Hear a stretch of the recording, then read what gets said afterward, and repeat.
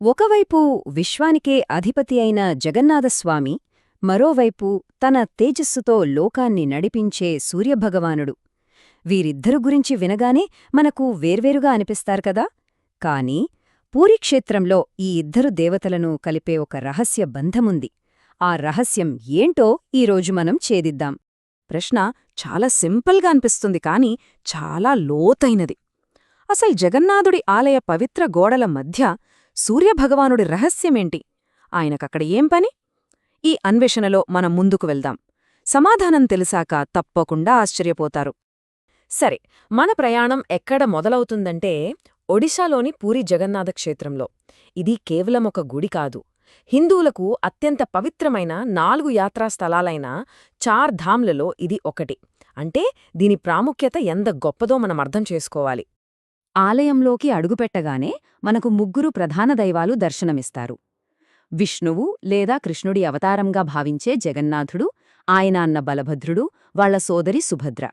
ఈ 3ని కలిపి ఆరాధించడమే ఇక్కడి ప్రధాన సంప్రదాయమనమాట. ఈ ఆలయానికి వందల ఏళ్ల చరిత్ర ఉంది. ఆలోచించండి, 12వ శతాబ్దంలో దీన్ని నిర్మించారు. ఇక ప్రతి సంవత్సరం జరిగే రథయాత్ర గురించి మనందరికీ తెలుసు. ఆ యాత్రకు లక్షలాది మంది భక్తులు తరలివస్తారో. ఇప్పుడు మన కథలోని రెండో ముఖ్యమైన వ్యక్తి దగ్గరికి వెళ్దాం. సరే, మన కథలో రెండో ముఖ్యపాత్రధారి సాక్షాత్తు సూర్యభగవానుడు. అయితే జగన్నాథుడి కథలో సూర్యుడికి స్థానం ఎందుకుంది అనే ప్రశ్నొస్తుంది కదా.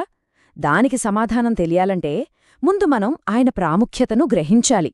సూర్యుడంటే ఆకాశంలో కనిపించే ఓ నక్షత్రం మాత్రమే కాదు. హిందూ ధర్మంలో ఆయన కళ్లకు కనిపించే ప్రత్యక్ష దైవం. ఆయన ప్రాముఖ్యత ఈనాటిది కాదు, ఏకంగా వేదకాలం నుంచి. ముఖ్యంగా ఋగ్వేదంలో సూర్యుడిని శక్తికి, వెలుగుకి ప్రతీకగా ఆరాధించారు. అంత పురాతనమైనది ఆయన చరిత్ర.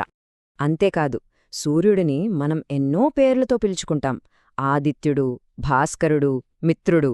ఇలా ప్రతి పేరు వెనుక ఆయనలోని ఒక గొప్ప గుణం, ఒక శక్తి దాగి ఉన్నాయన్నమాట.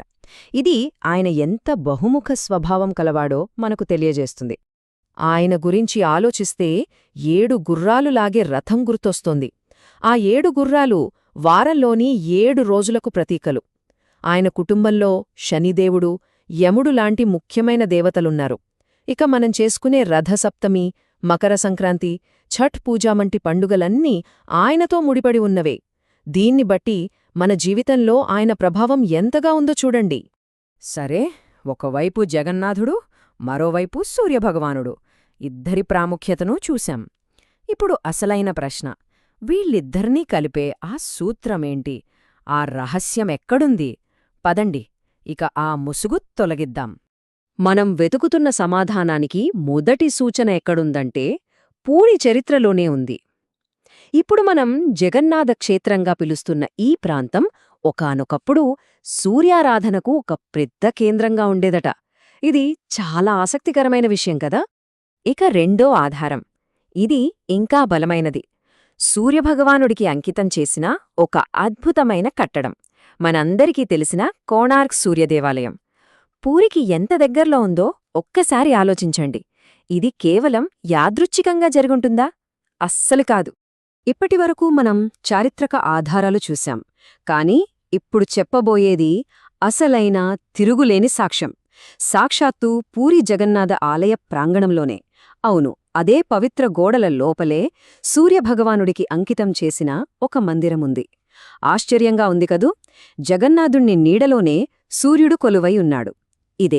ఇదే మనం ఇంతసేపు వెతుకుతున్న ఆ రహస్య సంబంధం. అయితే ఒకే ప్రాంగణంలో సూర్యుడి ఆలయముండటం వెనుక అర్థమేంటి?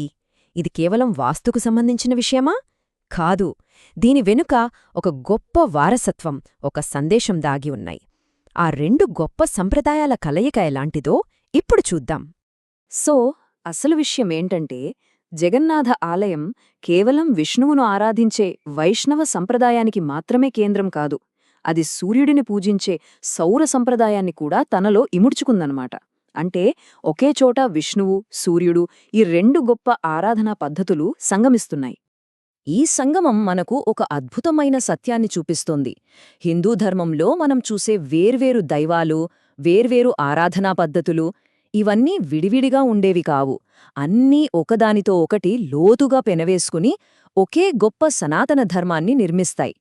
పూరీ క్షేత్రంలో బయటపడిన ఈ రహస్యంలాంటివి మన పవిత్ర స్థలాల్లో ఇంకెన్ని దాగి ఉన్నాయో కదా. వాటన్నింటినీ కనుగొనటానికి మనమింక ఎంత ప్రయాణం చేయాలో? ఈ ప్రశ్నతోనే ఈ వివరణను ముగిద్దాం. ఆలోచించండి.